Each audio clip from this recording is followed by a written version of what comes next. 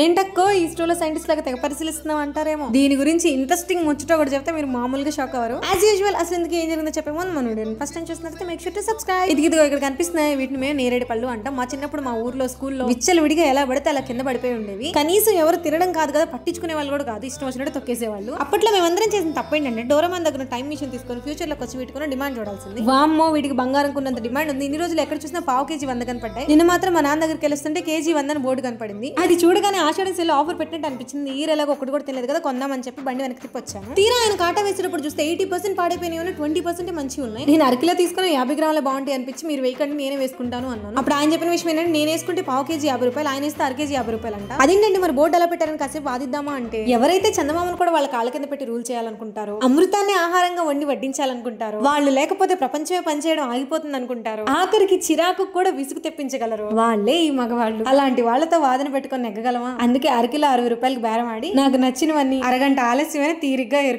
ఏరుకున్నానన్న మాటే గానీ మనసంతా ఒకటే ఆందోళన. పెట్టిన 60 రూపాయలకి న్యాయం జరిగిద్దా లేదా, వాటి టేస్ట్ ఎలా ఉండిద్దో అని. ఇంక ఇంటికి వచ్చిన వెంటనే ఫాస్ట్ గా ముందు వాటిని కడిగి గిన్నెకేసుకొని తినేసాను. టేస్ట్ మాత్రం చాలా చాలా చాలా బాగున్నాయి. కేజీ తెచ్చుకొని ఉంటే బాగుండి అనిపించింది. అదే అవి పాడై ఉంటే అనవసరంగా అరకిలో కొన్నానని ఫీల్ అయ్యేదాన్ని. సర్లే ఏదైతే నేను బానే ఉన్నాయి. ఇంతకు మీ వైపు వీటి కాస్ట్ ఎంత ఉంది, మీ వైపు కొంచెం తక్కువ ఉంటే చెప్పండి, ఆర్డర్ పెట్టుకుంటాను. అదే చేత వీడియోని లైక్ చేసి కామెంట్ పెట్టి షేర్ చేసి సబ్స్క్రైబ్ చేసుకోవడం మర్చిపోకండి. ఉంటాను.